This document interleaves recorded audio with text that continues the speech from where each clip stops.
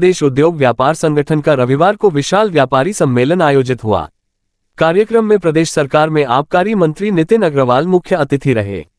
उन्होंने व्यापारियों के सम्मेलन को संबोधित करते हुए व्यापारियों से आह्वान किया कि 2024 में तीसरी बार फिर से प्रधानमंत्री नरेंद्र मोदी के नेतृत्व में भाजपा की सरकार पूर्ण बहुमत से बनवाए।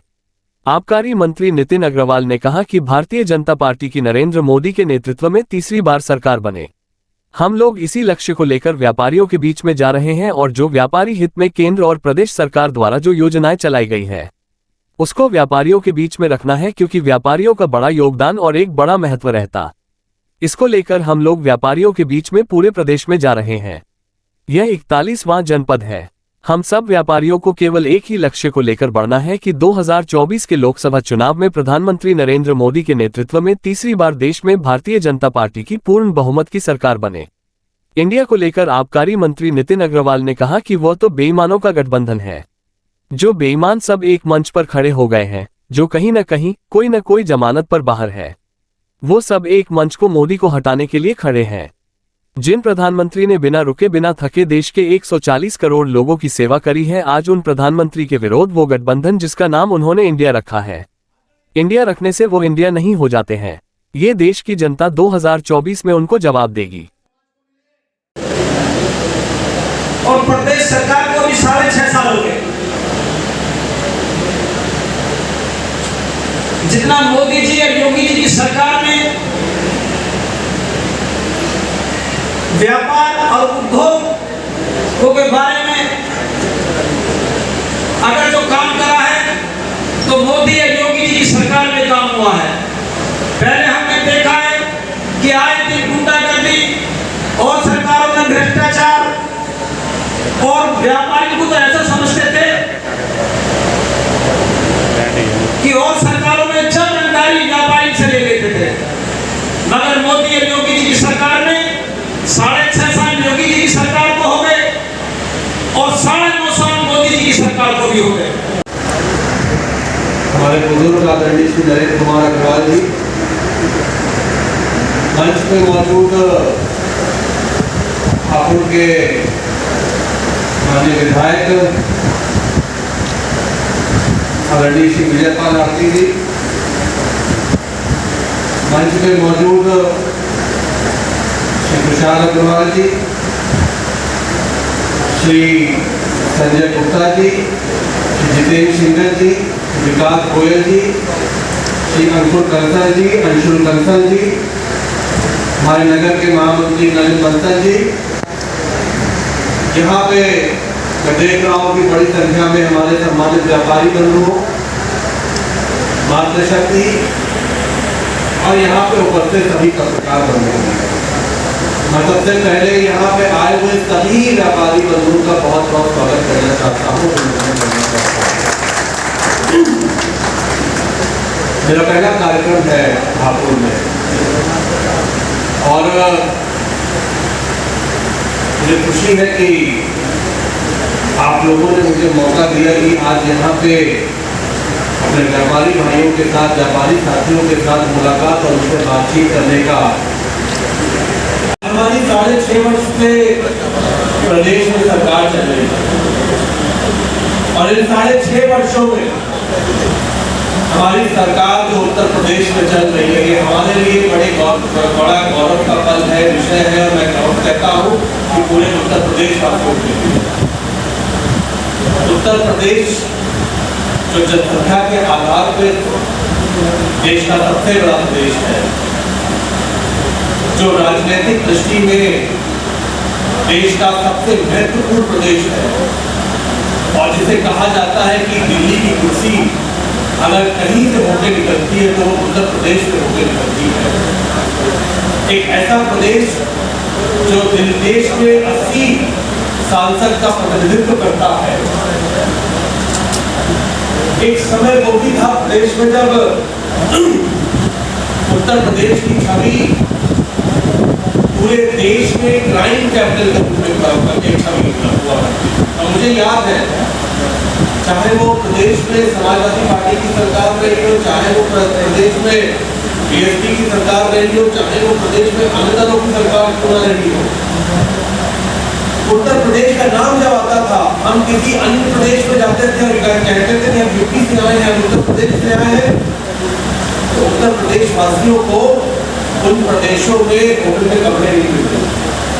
और ये कई लोगों ने मुझे बताया कि जब हमने बताया कि हम यूपी से आए हैं, तो होटल के मालिकों ने या वहाँ के जो कर्मचारी थे, जो वहाँ के मैनेजर थे, उन्होंने कमरा देने से मना कर दिया कि ये ऐसे प्रदेश है, पता नहीं क्या इनका बैकग्राउंड होगा और कहीं कोई हमें दिक्कत ना हो जाए, गवर्नमेंट की समस्या ना हो जाए हमारे। ये छवि पूरे प्रदेश की बनी। और समाजवादी पार्टी की सरकार में तो मैं समझता हूँ सबसे ज्यादा उत्पीड़न अगर किसी वर्ग का प्रदेश में हुआ तो व्यापारियों का हुआ। सबसे ज्यादा उत्पीड़न, मुकदमे लगवाए गए, जेल भेजा गया। और मैं कहता हूं कि अगर प्रदेश के में राजनीति का अपराधीकरण अगर किसी पार्टी ने किया प्रदेश में, तो वो समाजवादी पार्टी ने उत्तर प्रदेश में करने का काम किया था, जब उन्होंने प्रदेश में अपराधियों को राजनीति में लाने का काम और अपराधी गुंडों को एमपी और एमएलए बनाने का काम अगर किसी ने किया उत्तर प्रदेश में, तो समाजवादी पार्टी ने उत्तर प्रदेश में खुला संरक्षण, समाजवादी पार्टी अपराधियों को खुली छूट, चंदा वसूली जबरन हफ्ता वसूली किया करते थे, जबरन दुकानों पर जाके व्यापारियों का उत्पीड़न होता था, जो मना कर देता था उनके कोई मुकदमा कायम हो जाते थे, जेलों में बंद हो जाया करते थे। और सबसे बड़ी बात, कानून व्यवस्था, जितने दंगे प्रदेश में समाजवादी पार्टी के समय में हुए, शायद ही प्रदेश में कभी दंगे हुए। और पश्चिम तो वैसे भी नहीं भूल सकता, मुजफ्फरनगर का दंगा हुआ प्रदेश में 2014 में, मुझे याद है 2013 में, 2012 में सरकार बनी समाजवादी पार्टी की, पूर्ण बहुमत की, और 2013 में मुजफ्फरनगर का दंगा हुआ। और केवल मुजफ्फरनगर ही प्रभावित नहीं था, पूरा पश्चिमी उत्तर प्रदेश उस दंगे से प्रभावित था। और कारण केवल इतना था कि जो दोषी थे उनको राजनीतिक संरक्षण केवल समाजवादी पार्टी ने दिया था, और वही सबसे बड़ा कारण था कि मुजफ्फरनगर दंगे का वो सबसे बड़ा कारण बना।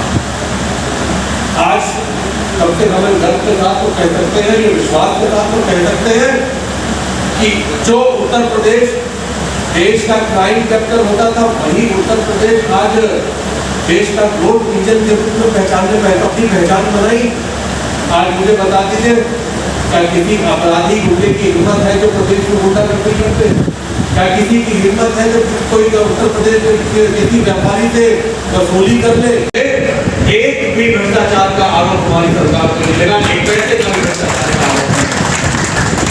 क्यों हटाना चाहते हैं? क्या इसलिए हटाना चाहते हैं कि मोदी जी ने देश में 44 करोड़ जनधन खाते खोलने का काम किया? आपको शायद जानकारी नहीं है, जनधन खाते की जब स्कीम शुरू हुई, जब योजना आई, विपक्ष ने बहुत उसमें बड़ी आलोचना करी। बहुत सारे विपक्ष की पार्टियां, नेताओं ने कहा कि इसकी क्या आवश्यकता थी, ये कौन सी ऐसी स्कीम है, ऐसा क्या हो जाएगा जनधन खाते खोलने से जिससे गरीब का कल्याण हो जाएगा। बहुत सारी बातें विपक्ष ने रखी देश के सामने, लेकिन उसमें एक विजन था प्रधानमंत्री, 44 करोड़ खाते देश में उन लोगों के खोलने का, पहली बार उनके खाते खुले देश में जिन्होंने आज तक कभी बैंक में ट्रांजैक्शन नहीं किया, जिनका कभी आज तक खाता नहीं खुला था। और उन 44 करोड़ खातों में भी मैं आपको बताना चाहता हूँ, उन 44 करोड़ खातों में भी 55% हिस्सा अगर किसी वक्त का था तो वो देश की हमारी मातृशक्ति का था, माताएं बहनों का था, जिसका आज तक कभी खाता देश में नहीं खुला। भारतीय जनता पार्टी की माननीय नरेंद्र मोदी जी के नेतृत्व में तीसरी बार पूर्ण बहुमत की सरकार बने, हम लोग इसी लक्ष्य को लेकर व्यापारियों के बीच में जा रहे हैं। और जो व्यापारी हित में जो प्रदेश और केंद्र सरकार द्वारा चलाई गई योजनाएं जो चल रही हैं, उसको व्यापारियों के बीच में रखना, क्योंकि व्यापारी का एक बड़ा योगदान, बड़ा महत्व रहता है। तो उसको लेकर हम लोग व्यापारियों के बीच में पूरे प्रदेश में मैं जा रहा हूं। और आज मुझे खुशी है कि हापुड़ में जो प्रदेश का मेरा 41वां जनपद है, मैंने आज यहाँ पे सम्मेलन किया। आदरणीय सांसद जी भी हमारे बीच में मौजूद हैं, मुझे बहुत खुशी हुई। और हम सब व्यापारियों को केवल एक ही लक्ष्य को लेकर बढ़ना है कि 2024 के लोकसभा चुनाव में आदरणीय प्रधानमंत्री जी के नेतृत्व में तीसरी बार देश में भारतीय जनता पार्टी की पूर्ण बहुमत की सरकार बने। सर 2024 की बात करें तो उन्होंने गठबंधन कराया, इंडिया दिया गया है, अभी तो उनके पास प्रधानमंत्री का चेहरा भी नहीं है, तो क्या कहेंगे किस चीज़ से आप टक्कर मारें? अब इंडिया के बारे में तो माननीय सांसद जी ज़्यादा बता पाएंगे, क्योंकि वो तो लुटेरे, वो तो बेईमानों का गठबंधन है। जो बेईमान सब एक मंच पे खड़े हो गए हैं, जो कहीं ना कहीं कोई ना कोई जमानत पे बाहर है, वो सब एक मंच पे मोदी जी को हटाने के लिए खड़े हैं। जिन प्रधानमंत्री ने बिना रुके बिना थके देश के 140 करोड़ लोगों की सेवा करी है, आज उन प्रधानमंत्री के विरोध में वो गठबंधन जिसका नाम उन्होंने इंडिया रखा है, इंडिया रखने से वो इंडिया नहीं हो जाते हैं। ये देश की जनता 2024